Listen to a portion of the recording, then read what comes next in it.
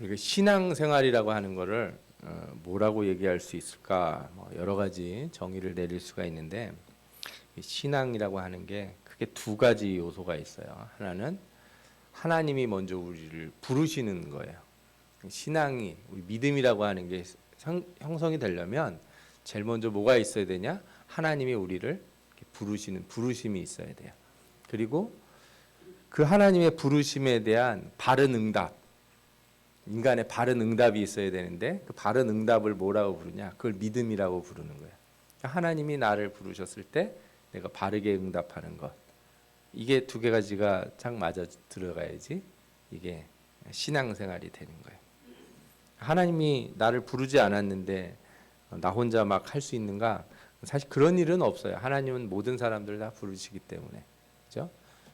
그렇다면 우리가 하나님의 부르심에 바른 응답을 하고 있는가? 이걸 우리가 좀 잘 살펴봐야 돼요.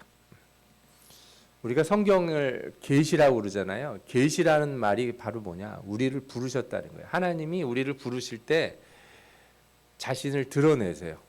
내가 누군지를, 하나님이 누군지를 이렇게 보여주신다고요, 우리에게. 그러니까 하나님은 자신을 감추시면서 우리를 부르시지 않아요. 그리고 부르실 때는 반드시 약속을 해줍니다. 부르심에는 약속이 딸려 있고, 그래서 그 부르심의 바른 응답으로 믿음을 갖는다는 거는 그 약속을 믿는 거예요. 약속을 딱 붙드는 거죠. 성경에는 이 부르심과 그 부르심에 해당하는 바른 응답, 이 믿음의 응답이 계속적으로 나타나고, 그렇게 한 사람들은 복 있는 사람들, 축복의 사람들, 그죠? 하나님의 백성들 이렇게 부르고, 하나님의 부르심에 바르게 응답하지 않고 약속을 믿지 않고 하나님의 부르심을 거절하는 사람들은 어떻게 된다 그래요? 심판을 받는다. 왜? 구원의 기회, 은혜를 부어줬는데 은혜를 거절하는 거니까. 제일 처음에 하나님이 이게 인간을 창조하시고, 그때는 인간과 항상 동행하셨어요. 하나님이 때때로 에덴 동산에 와서 아담과 하와 만나시고 대화하시고 같이 거니시고 그랬단 말이에요. 그런데 그 뒤에 아담과 하와가 죄를 지었어요. 하나님이 죄를 지은 인간들을 그냥 버려두셨는가? 그렇지 않아요. 죄를 지었음에도 불구하고 하나님이 어떻게 하시냐면 그들을 부르셨어요. 창세기 3장 8절 9절에도 보면 그들이 그날 바람이 불 때 동산에 거니시는 여호와 하나님의 소리를 듣고, 그렇죠? 아담과 그의 아내가 여호와 하나님의 낯을 피하여 동산 나무 아래에 숨은지라. 그러니까 죄를 지었으니까 숨은 거예요. 그런데 하나님이 아담을 부르시며 그에게 이르시되 내가 어디에 있느냐 이렇게 불렀다는 거예요. 하나님이 뭐 나무 밑에 숨은 걸 몰라서 부르셨겠어요? 그런 뜻이 아니에요. 하나님은 죄 가운데 있는 우리를 부르시는 거예요. 그 뒤로도 인간이 타락한 이후에 하나님은 끊임없이 그들의 백성을 부르셨어요. 세상 가운데 부르셨는데 바른 응답을 하는 자들은 구원을 받아요. 예를 들어서 에녹은 하나님의 부르심에 합당한 믿음을 가졌고 하나님과 동행함으로 하늘나라에 가게 돼요. 또 세상이 부패한 가운데 하나님의 부르심에 바르게 응답한 사람이 누구예요? 노아예요. 노아는 하나님이 방주를 짓게 하시고 구원을 얻게 하셨어요. 성경의 이야기는 끊임없이 하나님이 부르셨을 때 믿음으로 바르게 응답한 사람들, 그리고 그렇지 않은 사람들 이야기가 쭉 들어있어요. 그런데 이 하나님의 부르심이라고 하는 것이 그냥 인생에서 딱 한 번만 있는 건 아니에요. 때로는 우리 인생에서 우리를 여러 차례 불러요. 우리가 하나님과 함께 있다고 생각하는데도 불구하고 하나님이 우리를 또 부르셔요. 자꾸 부르신단 말이에요. 그 대표적인 인물이 오늘 우리가 성경에서 본 아브라함이라고 하는 사람이에요.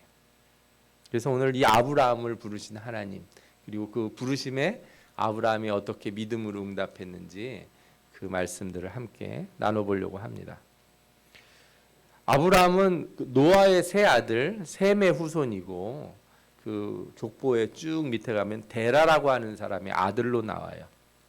아브라함의 아버지 데라는 어디 살았냐면 갈대아인의 우르라고 하는 동네에 살았는데, 지금으로 따지면 이라크에 있는 도시예요. 이라크 바그다드가 이제 이라크 중앙 쪽에 있다고 생각하면은 거기서부터 이제 강을 따라서 바닷가 쪽으로 쭉 내려오다 보면은 도시가 있는데 나시리아라고 하는 도시가 있어요. 그 근처 남동 쪽에 있는 지역이에요. 여기에는 아직도 유적이 많아요. 예. 그리고 아주 부유한 곳이고 옛날부터 그 어떤 문명이 발생한 지역이기 때문에 대단한 곳이죠. 근데 하나님이 이곳에서 이 데라와 그의 가족들을 전부 부르셨어요. 떠나라는 거예요. 왜? 그 세상에 속하 있는 우상이 많고, 그죠? 이런 범죄가 있고 하나님을 모르는 타락한 곳에서 거기서 떠나라. 내가 약속한 곳으로 가라. 그랬어요. 그래서 데라가 가족들을 이끌고 그 동네를 떠나서 갑니다. 그런데 지금도 그렇지만 그 동네가 사막이 많아요. 그래서 사막을 횡단하기가 어려워요. 밑도 끝도 없이 가다가 다 죽을 것 같으니까 데라가 어떻게 했냐면 그 우르 근처에 강이 있는데 유프라테스라고 하는 유명한 강이 있어요. 그 강을 따라서 북쪽으로 먼저 쭉 올라가요. 어디까지 올라갔냐? 지금의 터키 남부까지 올라가요. 그리고 거기서 멈춰버려요. 거기서 다시 밑으로 내려와서 지금의 가나안 땅, 팔레스타인 지역으로 내려와야 되는데 그냥 그 터키 남부에 머물러요. 그 땅 이름이 하란이라고 해요. 아마도 데라의 아들 하란이 죽었기 때문에 그 하란이라고 하는 이름을 짓지 않았나 이런 생각을 추측해 보는데 데라는 거기서 자녀들과 함께 하나님 말씀대로 가나안 땅으로 오지 않고 205세가 돼서 죽습니다. 근데 하나님이 거기서 아브라함을 부르세요. 너는 아버지처럼 그곳에 머무르지 말고 계속해서 약속의 땅으로 가라. 창세기 12장 1절에 여호와께서 아브라함에게 이르시되 너는 너의 고향과 친척과 아버지의 집을 떠나 내가 내게 보여줄 땅으로 가라. 데라가 그러면 안 간 이유가 있었을 거 아니에요. 그러면 아브라함도 그 안 간 이유가 똑같이 가지고 있었을 텐데 믿음의 응답을 하려면 어떻게 해야 돼요? 그거를 이겨내고 극복하고 떠나야 되는 거예요. 내려놓고 가야 되는 거죠. 당시 사회는요 지금하고 다릅니다. 지금은 경찰도 있고 군인도 있고 행정기관도 있고 법원도 있고, 그죠? 우리가 뭔가 다른 사람하고 다툼이 일어나면 법정에 가서 재판도 할 수 있고 뭐 이렇잖아요. 그런데 그 당시에는 그런 게 없어요. 경찰이 있습니까? 누가 있습니까? 그냥 시족 공동체예요. 그러니까 자신의 권리, 자신의 지위, 자신의 재물을 인정받는 곳은 누구예요? 그 자기하고 피가 섞인 사람들, 그 동네 사람들, 그 자기 친척들이 있는 그곳에서 인정을 받는 거예요. 내가 갑자기 다른 마을로 가면 나는 완전 외지인이고, 그러면 내가 우리 동네에서 알고 있던 법은 그 동네 가면 하나도 적용이 안 돼요. 그러니까 내가 모르는 곳에 간다는 거는 이거는 정말 어려운 일인 거예요. 지금도 뭐 사실 우리가 어느 나라 이렇게 이민 같은 거 가려고 그러면 쉽지 않잖아요. 전혀 모르는 나라 가면 그 나라 법도 있고 좀 어렵지 않습니까? 미국 같은 나라는 뭐 총도 막 들고 다니고 막 이런 데는데, 그죠? 우리가 그런 나라 아무리 선진국이라고 하지만 쉽게 가기가 어려운데 그 당시는 더 심했다는 거예요. 그런데 하나님은 아브라함에게 떠나라 그랬어요. 떠나라.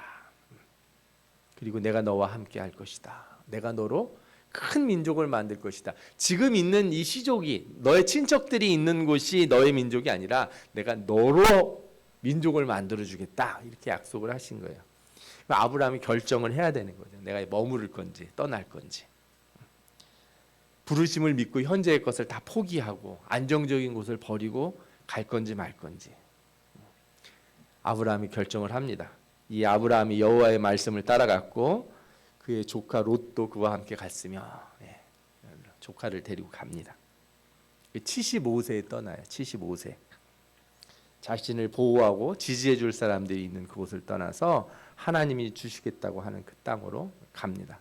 이게 바로 아브라함의 첫 번째 믿음의 길, 부르심에 바른 반응을 한 첫 번째 믿음의 역사예요.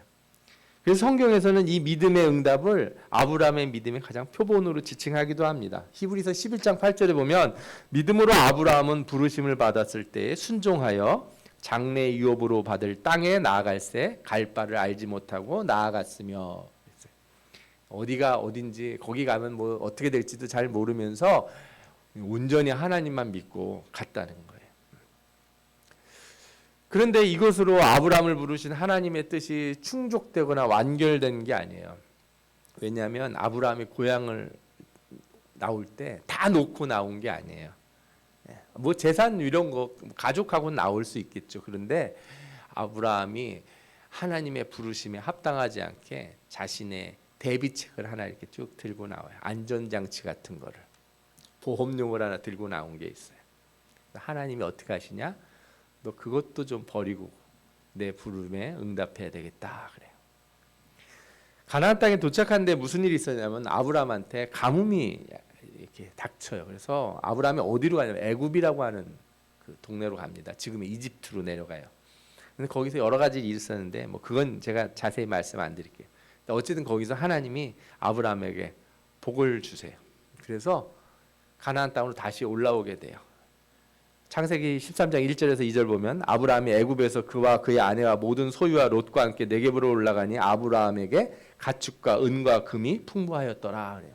부자가 돼서 올라온 거예요. 그런데 이 부자가 됐는데 아브라함만 부자가 된 게 아니고 누구도 또 돈이 많아졌냐 하면은 함께 왔던 조카 롯이 부자가 됐어요. 이 롯은 특별한 사람이에요. 자기의 아브라함의 죽은 동생 그 하란의 아들이에요.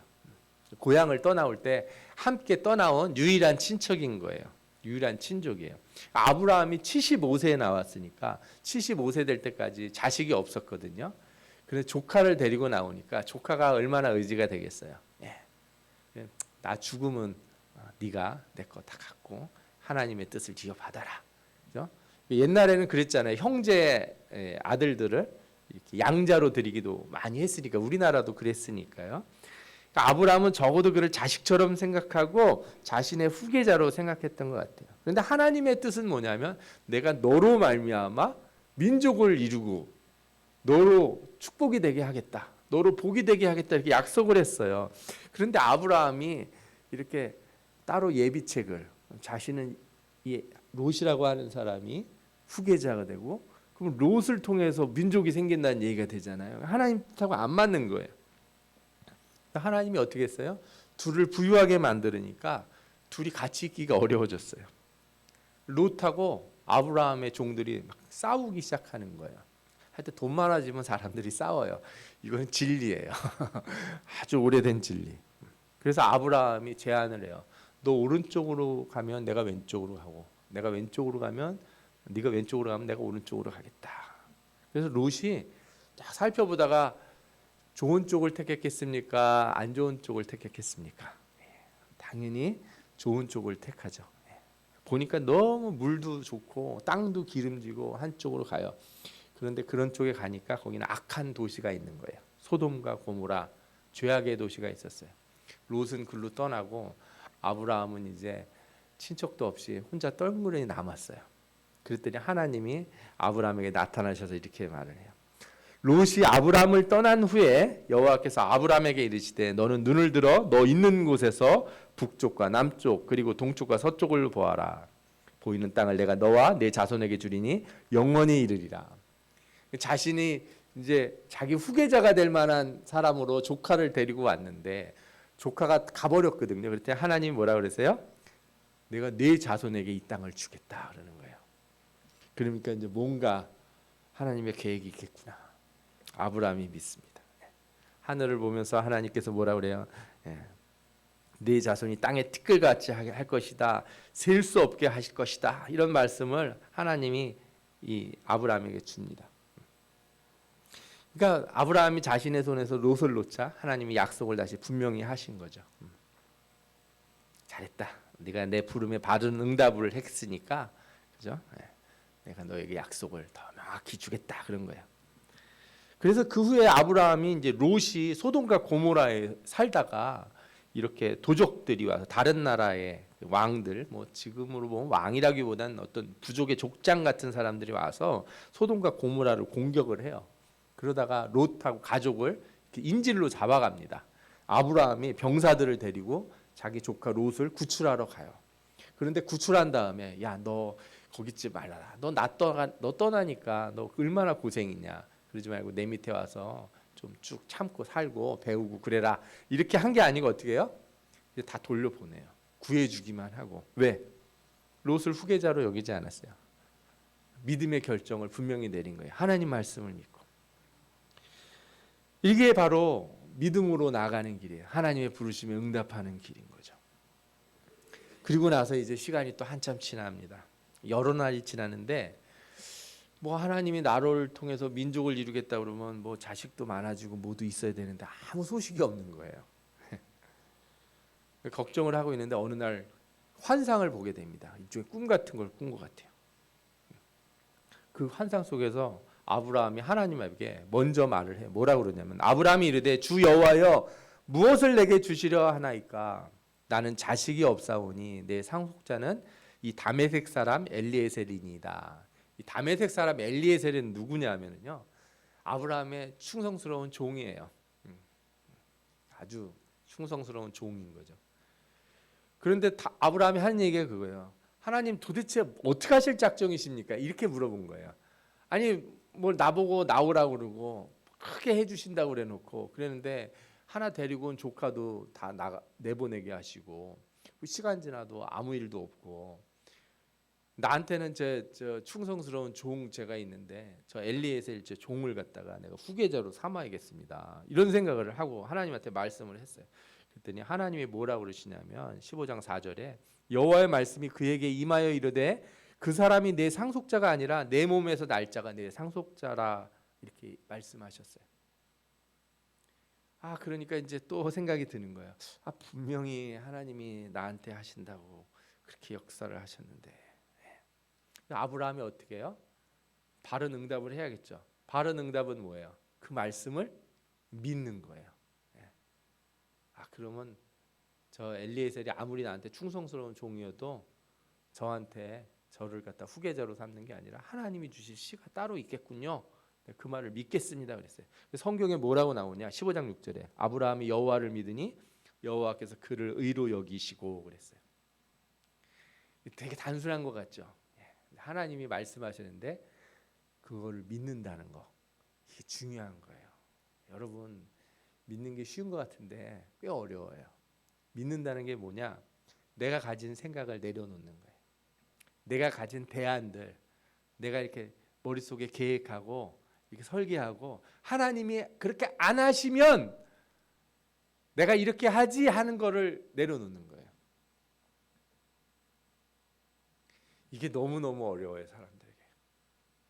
왜? 사람들은요, 일종의 자기 보호 본능 같은 게 있는 거예요. 절대로 이렇게 벼랑 끝에 이렇게 매달려 있는 사람이 하나님이 밑에서 내가 너 받아줄 테니까 그거 손 놔라. 그러면은 놔요, 안 놔요? 잘 못 놔요. 그 믿음이 있을 때 놓는 거예요.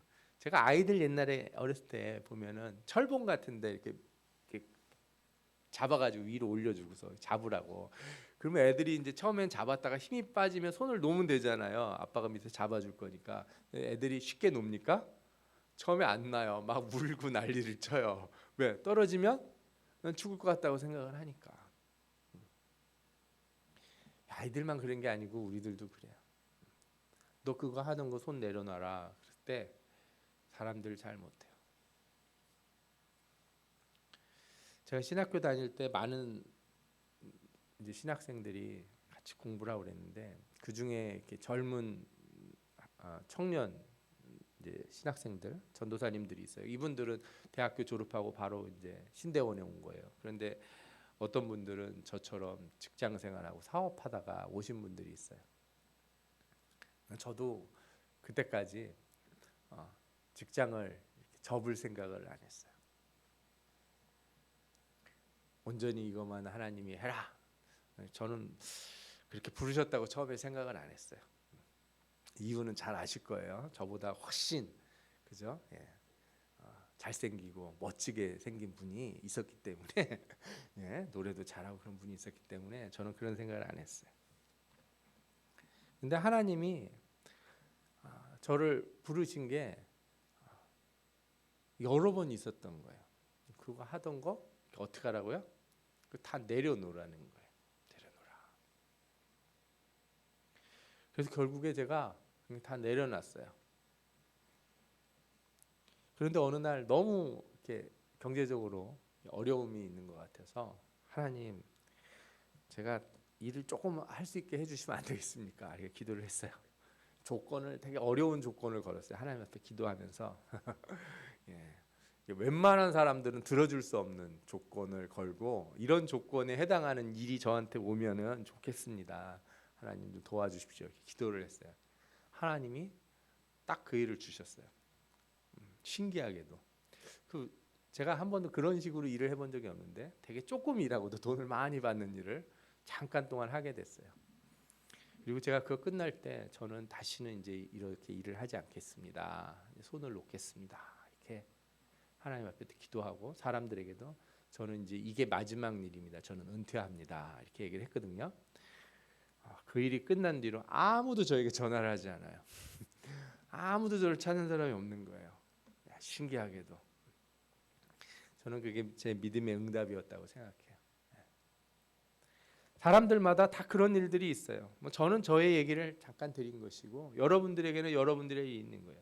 그게 여러분들 무슨 내가 하고 있는 직장을 그만두라, 뭐 사업을 그만두라 그런 뜻이 아니에요.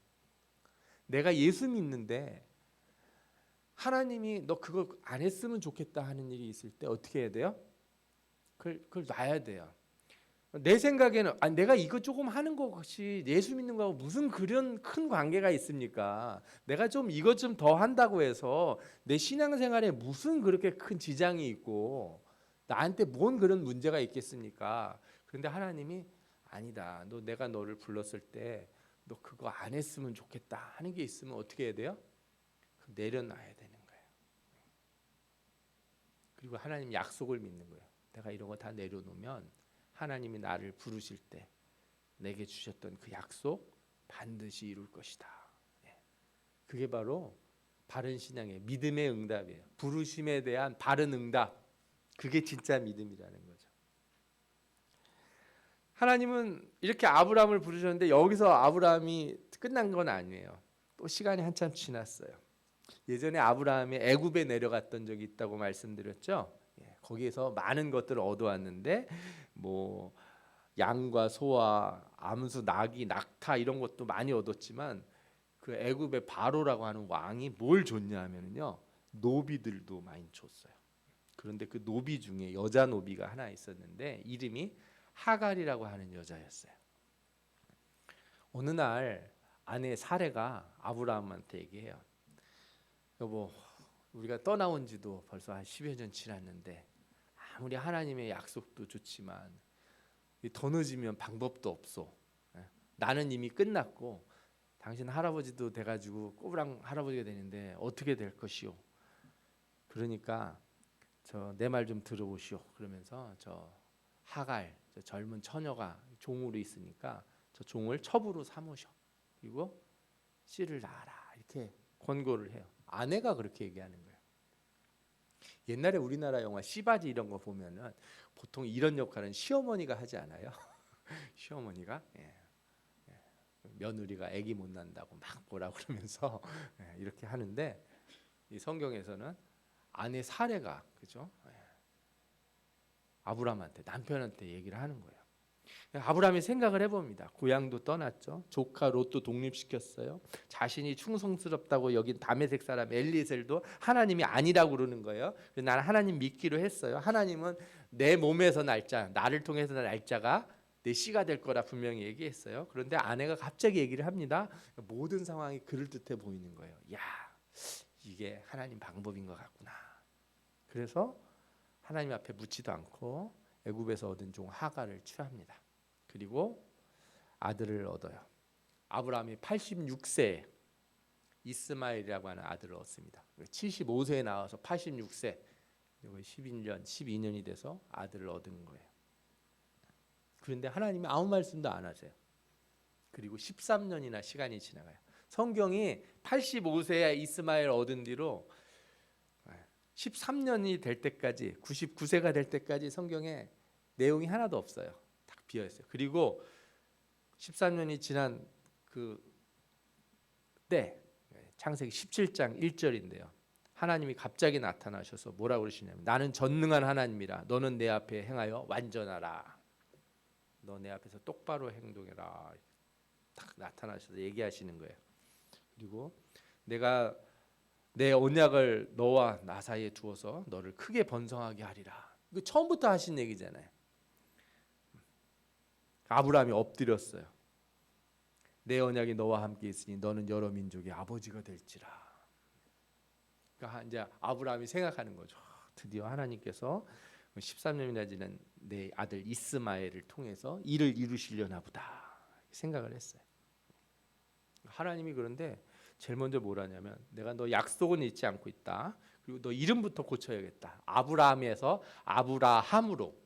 그래서 성경에 보면 아브라함이라고 처음에 이름이 나오다가 이때서야 아브라함이 돼요. 이름이. 그리고 아내 이름도 바꿔줘요. 아내 이름이 사레였는데 사라로 바꿔요. 그 이름이 그 이름 같지만 히브리어의 뜻이 다르대요. 그래서 이름을 바꿔줍니다. 그리고 너를 통해서 민족을 이루겠다. 사라가 너를 위한 아들을 낳을 것이다. 이렇게 약속을 하시는 거예요. 그러니까 아브라함이 이제 갑자기 당황하기 시작합니다. 왜? 13년 동안 이스마엘이 자기 후계자라고 생각한 거예요. 하나님이 이스마엘 통해서 약속을 이룰 줄 알았는데 아닌 거예요. 그래서 아브라함이 뭐라고 그러냐? 하나님이 이렇게 말씀하시는데 창세기 17장 18절에 아브라함이 이에 하나님께 아뢰되 이스마엘이나 하나님 앞에 살기를 원하나이다. 아니 뭔 아들을 준다고 그러십니까? 이 아들이나 어떻게 좀 잘 하나님 앞에서 잘 크게 좀 해주시면 안 될까요? 이렇게 얘기했더니 하나님이 뭔 소리냐? 내가 언제 그렇게 너한테 약속을 이루겠다고 한 적이 있냐? 나는 내 몸에서 날자 네 아내 사라를 통해서 날 아들을 통해서 약속을 지키겠다고 그랬지. 언제 그렇게 네가 생각하는 네 방법대로 네 마음대로 해가지고 그걸 하겠다고 그러느냐? 하나님이 우리들에게 부르실 때 말씀하시는 게 그거예요. 온전히 나를 믿으라 이거예요. 자꾸 하나님 믿는다고 하면서 온갖 계획, 온갖 꼼수들을 막 만들어내고 내가 일은 다 준비해놓고 저질러놓고 하나님 이게 잘 되는 게 하나님의 뜻입니다. 이래버리면은 믿음의 길을 제대로 찾을 수가 없게 돼요. 여기서 사람들이 실수를 많이 하는 거예요. 지금 하나님이 몇 번을 불렀는지 몰라요. 고향에서 한번 부르고 롯을 내보내게 하시고 엘리에셀도 네 후계자가 아니라고 하시고 그 다음에 이스마엘까지도 그건 네 방법이었어. 내 방법은 아니야. 그게 너 정말 나를 믿니? 내 언약의 말씀을 믿느냐? 이렇게 묻는 거예요. 하나님이 아브라함이 이런 얘기를 하니까 뭐라냐? 이스마엘에 대하여는 내가 내 말을 들었나니 내가 그에게 복을 주어 그를 크게 생육하고 번성하게 할지라. 그가 12두령을 낳으리니 내가 그를 큰 나라가 되게 하려니와 내 언약은 내가 내년 이 시기에 사라가 내게 낳을 이삭과 세우리라. 놀라운 말씀을 해줘요. 이스마엘 그렇게 걱정이 되냐? 걱정하지 마라.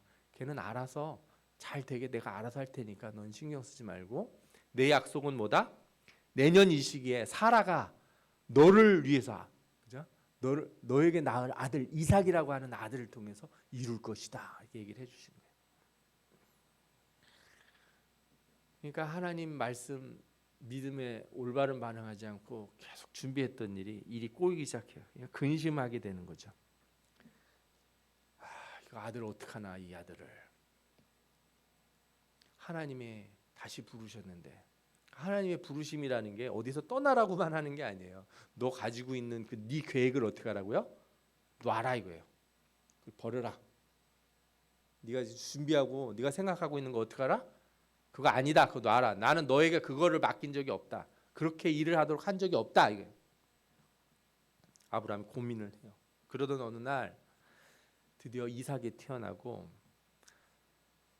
사라가 아브라함한테 와서 하갈과 이스마엘을 내보내라고 그래요. 언제는 남편한테 얘기해가지고 저 하갈을 취해가지고 아들을 얻으라고 얘기를 하더니 그죠?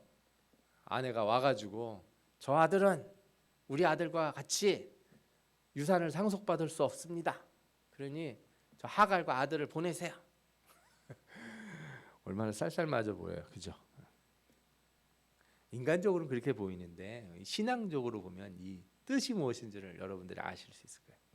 아브라함이 근심이 됐어요. 성경에도 이렇게 나와요. 아브라함이 그의 아들로 말미암아 그 일이 매우 근심이 되었더니 하나님이 아브라함에게 이르시되 뭐라 그래요? 내 아이나 내 여종으로 말미암아 근심하지 말고 사라가 내게 이른 말을 다 들으라. 이삭에게서 나는 자라야 내 씨라 부를 것임이니라. 아브라함이 이 부르심에 합당한 반응을 합니다. 믿음대로 하기로 해요. 믿음을 가지고 해요.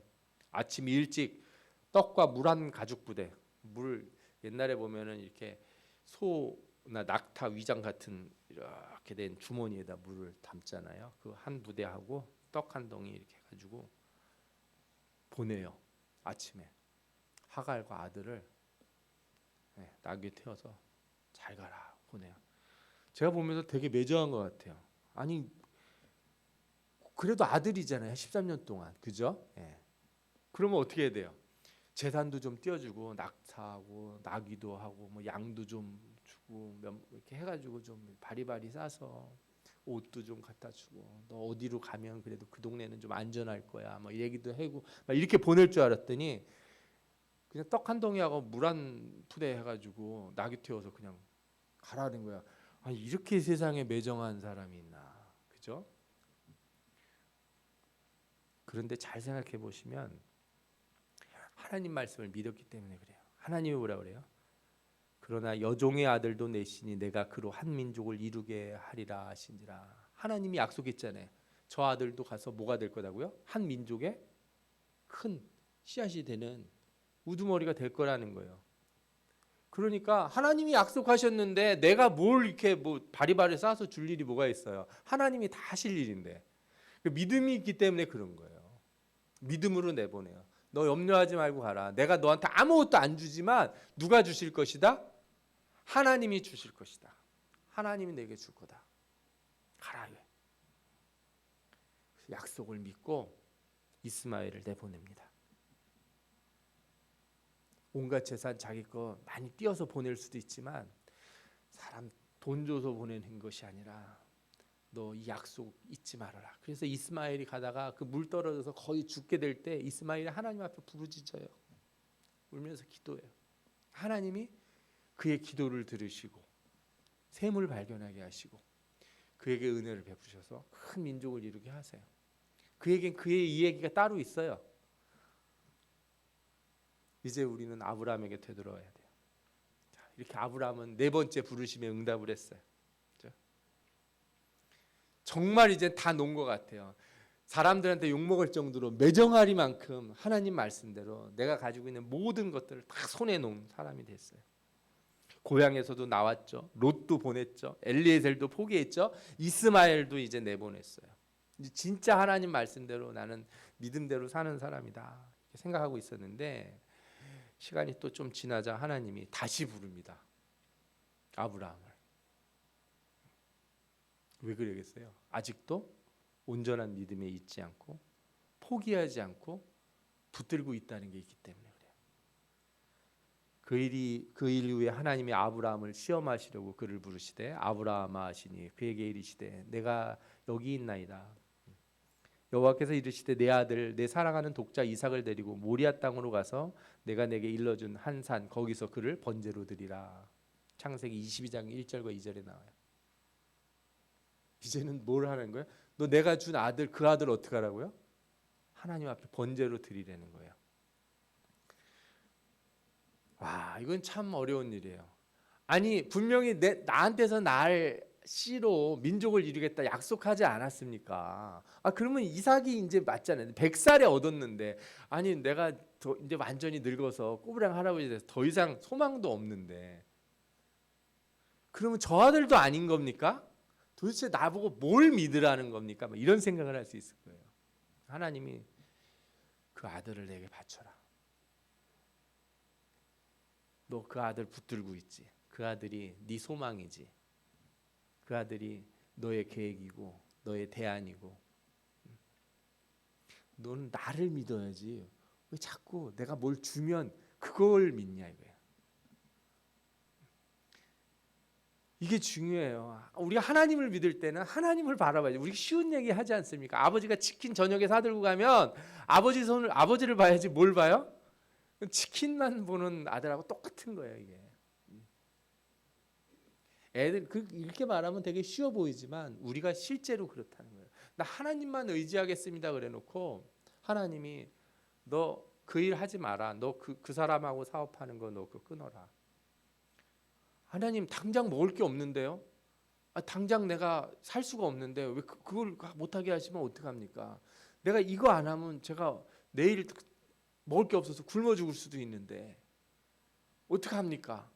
그런데 하나님이 뭐라 그래요? 너 하지 마라 이거야. 사람이 외롭고 힘들어도 하나님이 너 그 사람 만나지 마라. 그러면 어떻게 돼요? 안 만나야 되는 거예요. 여기가 아무리 잘 되고 땅값이 올라서 부동산이 막 잘 될 것 같아서 하나님이 너 그 동네 있지 말고 떠나라. 그러면 어떻게 돼요? 떠나야 돼요. 혹은 반대로 정말 여기 살기 싫어. 나는 빨리 이사 가고 싶어. 그런데도 하나님이 너 여기가 네 땅이야. 너 여기서 뿌리를 내리고 여기서 있어야 복을 받아. 그러면 어떻게 해야 돼요? 거기 있어야 되는 거예요. 참 많은 신자들이 하나님 믿는다고 하지만 대부분 자기 계획을 들고 하나님을 믿어요. 그러면 뭐가 돼요? 하나님은 내 계획을 들어줄 신이 돼요. 다른 미신이랑 비슷한 거예요. 내가 이렇게 종이에 써가지고 어디다 붙여놓고 막 빌면 들어주는 신. 똑같아지는 거예요. 하나님이 아브라함에게 마지막으로 부르셔요. 너 그 아들을 내게 바쳐라. 너 그 아들 붙들고 있지 마라. 나를 믿고 나를 붙들어라. 그전에는 하나님이 이렇게 나타나서 말씀하면 뭐 얘기도 많이 했어요. 하나님 도대체 나한테 뭘 주시렵니까? 엘리에셀이 내 후계자입니다도 하고 저 이스마엘은 어떻게 할까요? 이런 얘기도 했는데 이번에는 한마디도 말을 못합니다. 아브라함이 입을 꼭 닫아요. 이 말도 못 꺼내겠는 거예요. 너무 무겁고 너무 두렵고 내가 이 믿음으로 바르게 설 수 있을까? 첫 고향을 떠나 가나안으로 출발하기 전날 밤에 생각들이 났을 거예요. 롯이 떠나고 나서 하늘의 별을 보고 하나님이 약속하실 때 그 마음들, 엘리에셀이 후계자인가 보다 하고 마음을 정리할 때 하나님이 다시 나타나셔서 약속하셨을 때, 그리고 마음 아프게 보내야 했던 아들 이스마엘을 정리하던 그 아침, 그 많은 생각들이 다 떠올랐을 거예요. 하지만 그때보다 1000배는 10,000배는 더 많은 생각이 자기 머릿속에 팍 떠올랐을 겁니다.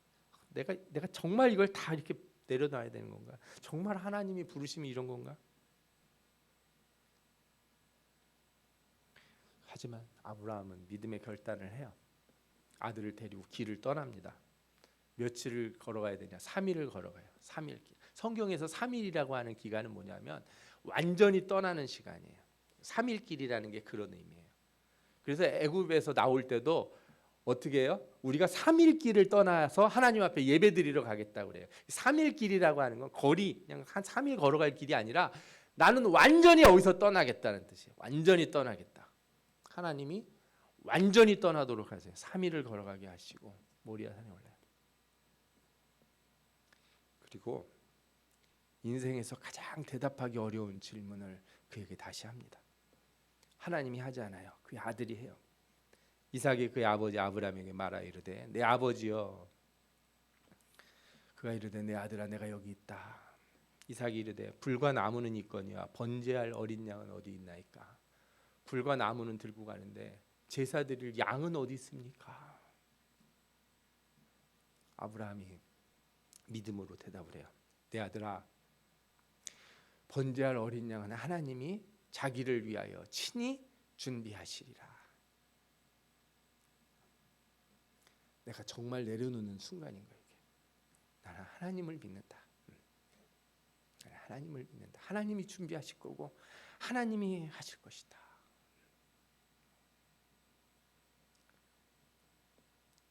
그렇게 믿었어요. 다 떠나보내고 다 포기하고 이제 마지막으로 하나님이 내게 주신 그 아들까지 하나님 앞에 드림으로 부르심에 온전한 믿음을 가진 사람이 되기로 결정해요. 그리고 꼭대기 올라가 이삭을 제단 위에서 칼로 잡아서 이렇게 드리려고 탁 하는 순간 하나님이 그를 딱 막고 뭐라 그러세요? 그 아이에게 손을 대지 말라. 그에게 아무 일도 하지 말라. 내가 내 아들 독자까지라도 내게 아끼지 아니하였으니 내가 이제야 내가 하나님을 경외하는 줄을 아노라. 내가 너가 진짜 믿는지 이제 내가 알겠다. 너 정말 떠나라고 하고 놓으라고 하는 것에 네가 믿음으로 응답했다는 것을 내가 알겠다. 그리고 하나님의 약속을 다시 주세요. 그게 우리가 22장에 나왔던 말씀이에요. 그런데 이 언약의 약속이 뭐냐면 지금까지 해왔던 약속의 종합판이에요. 그때 했던 말씀들이에요. 여호와께서 이르시기를 내가 나를 가리켜 맹세하노니 내가 이같이 행하여 내 아들 독자도 아끼지 아니하였은즉 내가 내게 큰 복을 주고 내 씨가 번성하여 하늘의 별과 같고 바닷가의 모래와 같게 하리니 내 씨가 그 대적의 성문을 차지하리라. 또 내 씨로 말미암아 천하 만민이 복을 받으리니 이는 내가 나의 말을 준행하였음이니라 하였다. 네가 내 말을 들었다. 내 부름에 바르게 응답했다. 이렇게 해서 아브라함이 믿음의 조상이 됩니다. 부르심에 믿음으로 응답한 참된 믿음의 사람이 되는 거예요. 사랑하는 성도 여러분, 여러분들은 지금 어디쯤 계십니까? 하나님의 부르심에 지금 몇 번쯤 응답하셨습니까? 어디까지 손을 내려놓으시고 어디까지 떠나셨습니까? 저는 2024년 여러분들이 하나님의 부르심에 진실한 믿음으로 응답하는 그런 한 해가 되기를 원합니다. 우리 모두에게 각자 믿음의 분량대로 하나님이 부르셔요. 처음 믿는 자들에게는 처음 내가 내려놓아야 될 것이 있는 반면에 오래 신앙생활하고 권사가 되고 집사가 되고 목사가 된 사람들에게는 그 직분에 합당한 그 믿음의 분량대로 요구하시는 떠나야 될 것, 내려놓아야 될 것들이 있는 줄 믿습니다. 이 부르심에 합당한 믿음의 결단이 이루어지기를 원합니다. 여러분들에게 이 믿음의 참된 모습들이 나타나기를 원해요. 그런 자들에게 하나님이 언약을 다시 확인시켜 주시고 약속을 다시 주시고 새롭게 하시고 내가 너와 함께한다. 너를 버리지 않는다. 결코 내 약속은 흔들리지 않는다. 내가 너로 복된 자가 되게 하고 여러분들의 가정을 통해서 믿음의 가문들, 복된 가문들이 이루어지게 할 것이다. 그 약속을 온전히 붙들고 하나님을 의지하는 그런 아브라함과 같은 믿음을 갖는 여러분들 되시기를 축원합니다. 아멘. 예, 기도하겠습니다.